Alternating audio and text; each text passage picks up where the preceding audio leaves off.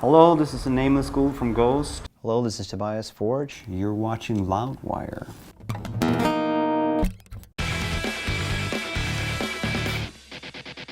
It says the band's imagery has been influenced by Kiss, David Bowie, Alice Cooper, and Pink Floyd, along with horror films and the traditions of Scandinavian metal. Yeah, yes. More or less? More or less. Is there anyone that important that's missing from that list? Very, I guess, everybody knows Kiss, but not many might know a band called Death SS. Death SS, okay. Which is a band from Italy that I think, because basically what we were saying at that point was like we wanted a band that sounded like this. There's going to be, like a combination of angel, witch, and demon, bands like that. But we wanted it to have the same aura as Death SS. Yes. But they in their own, they are more of a they're gimmicky in the same way, but they're like one priest, one mummy, one like werewolf, and it's a little bit more like Monster Mash. Yeah, Monster Mash is a good little bit like good word for it, I guess. Yeah. So we never wanted to look like them. Sure. We just wanted to have what they had on their photos. We wanted our music to go hand in hand with that. So I'd say probably Death SS is an influence, but not so much musically, I think. I think that Ghost is a really cool band because there are a lot of bands out there from the black metal world, death metal world that do the Satan subject and are satanic or claim to be satanic. But I think that Ghost may be the only band that writes music for Satan rather than about Satan. Do you think that'd be a fair assessment? And that depends completely on who you're asking, I think. I think one of the major differences between us and most black metal bands, like the traditional ones, are that our aim bring a joyous moment. Still to bring joy and be tongue-in-cheek. And tongue-in-cheek or not, it's just, the whole idea is for everybody to smile and be happy. Yes. Whereas, I'm not saying that every other black metal band is the exact opposite, but it definitely has that is not on the agenda. It's basically to sort of create this almost unpleasant atmosphere. As a fan, I love that too. Yeah. I like going to shows where, it feels like you're in an acid bath, basically. And it's fun, but it's somewhat one-dimensional. So that was not what we wanted to create ourselves. We wanted it to be more like the scope of emotions was supposed to be like horror, humor, and like, I cannot really explain it in a better way, but when there's almost like a divine force that sort of gets that sort of, it feels like you're being touched by a sphere that you cannot really define. Yeah. And to have a divine religious moment, but a joyous and a sort of a euphoric one rather than a guilty and condemning one. Yeah. I know that that Little Shit, as you said, was quite inspired by, I think, I read an old teacher, a very religious teacher back in your childhood, who said, pushed you into the arms of the devil. Do you think of that teacher quite often, of where you've now ended up?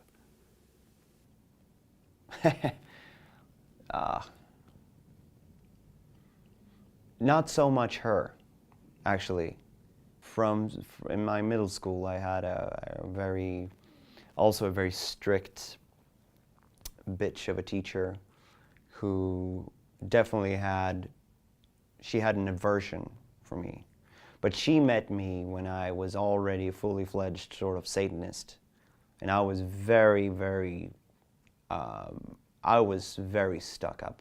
We were at odds, for real. And she was also turning other teachers against me. I know that for a fact, because, long story short, 20 years later, I had my kids in the same school for a few years, and there was still one teacher there from that time, and he told me that that was the case. How she sort of, what I already suspected when I was in 8th and 9th grade, that she was walking around with the other teachers and basically telling them about like how I was this and that, and how, you know, every grade that I was supposed to get should sort of be weighed against the idea that I was actually a little bit of a Satanist little asshole.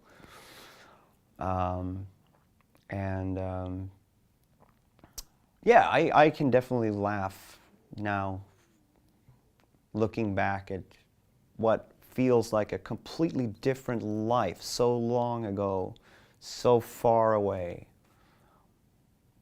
I applaud that 14-year-old that told her to go f herself. You obviously put a lot of thought into the transitions between records, as with the transition between singers on the records. And you talk a lot about growing pains in some interviews that you do. Can you tell me about the growing pains associated with going from Papa to Papa to Papa to Cardinal? One is the physical aspect, the vanity aspect of it, which is on one hand an asset and a nice thing, because you don't have to worry too much about your looks, your personal looks, same way that most other artists has to deal with age and whatever problems you might have with your own visage. That was a good thing, but it's also a weird thing because you have to get accustomed to seeing a new face every now and then, which is also kind of weird. It's kind of it's kind of like if you got a completely different haircut. It also takes time to. Is this really me? Like, sure. You know, if you get a crew cut and dye it blonde, you would feel strange, I guess. Sure. You know, no, I think that the biggest problem I have with that, which I am very, very troubled by, is that with age I've developed a slight little claustrophobic thing, which is not cool. And honestly, I'm actually a better singer than the mask and the getup allows me to be. That is very irritating. I did notice it in the first couple of years because I was not as I didn't have the amount of practice that I have now. But now, when I am a better singer, it's very annoying, being asked to, or I put myself in a position where I'm basically putting a pair of flip-flops on to play a soccer game. That's very irritating, because in every other department we're trying to sort of maximize and get into the arena band that that we are now currently, and it feels very annoying to be limited that way. We'll see what that entails in the future, but yeah. So if there ever are any changes, that is why. Okay. I believe that we can improve on many departments. All the songs from the first record were supposed to be very pre-metal, very basic, like.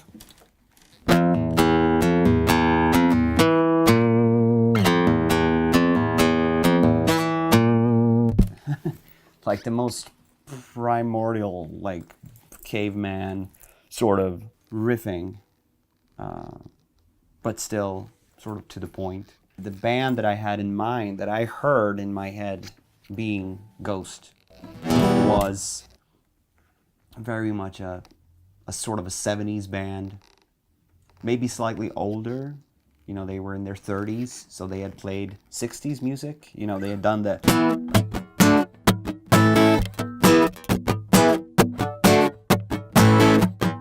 So you had a little dumber sort of guitar player on one hand. He came up with a...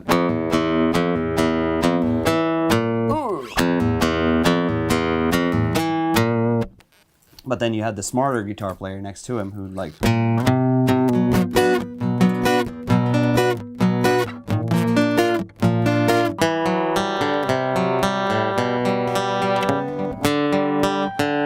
There you go. And that transformed into...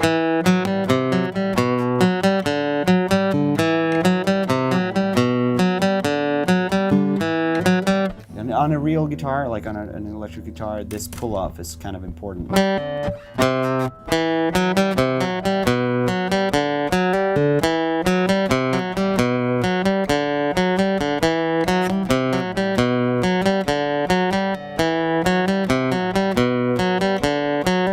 You were talking about the importance of the progression for Ghost to sort of having that more arena rock feel to it. I imagine Square Hammer has to be a really important part of that growth for you. Square Hammer was definitely me thinking that we need a big opener. An opener, okay. Yeah, we need a big opening song. We don't have that.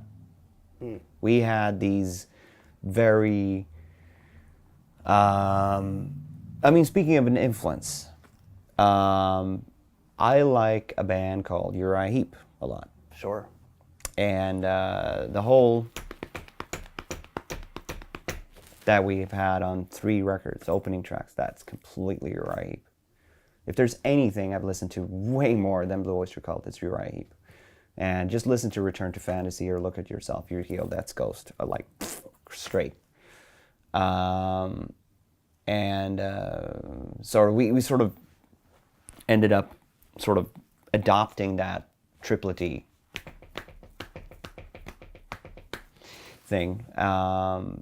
But I also felt that it doesn't have the same effect as if we would start with a 2 Minutes to Midnight or like a straight just rocker.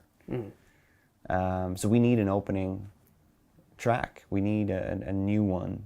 And this was halfway through Meliora cycle, and I just decided that well, I have this song, and that is gonna be our new opener. Previous album, very prophetic. We have Middle Ages, a great plague, and all the things that go wrong, and then all of a sudden we get a pandemic. The new album, I hear a lot of what could apply to maybe the last 6 years in America. Do you just sit dumbfounded sometimes that you're writing what's about to be history, or do you have like some great oracle that's telling you where to go? There is a disconnect in the Western world amongst people like us, basically. We do pride ourselves into living in such a sort of a status quo point in time where history was a thing of the past.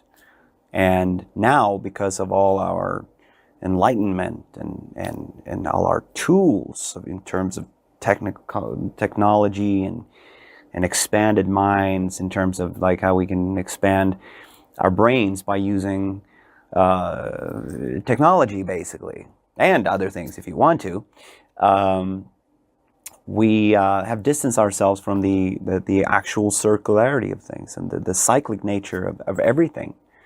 And therefore it comes as a shock to us that something as barbaric and old school as war and threat of war and threat of authoritarianism and biblical wrath or whatever, or pandemics, it actually comes every now and then, as they've always done, as they always will. I remember it must have been it was either the second album or the third album.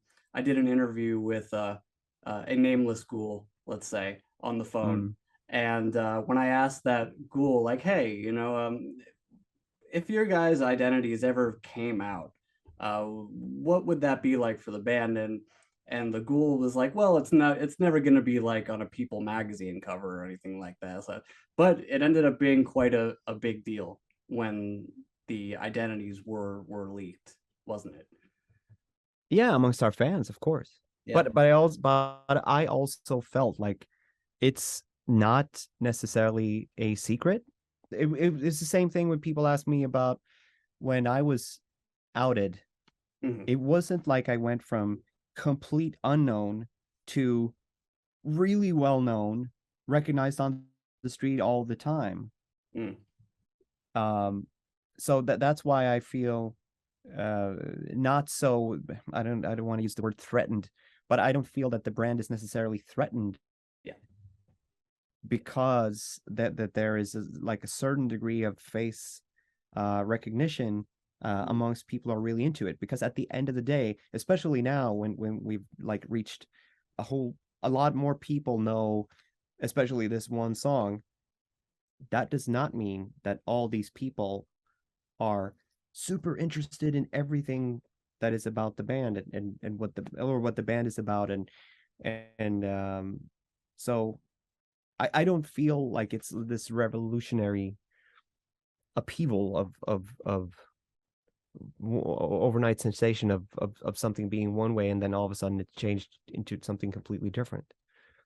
But again, I'm not in a great perspective to see those things. If you felt like that it was what it was, then you're probably more correct than I am.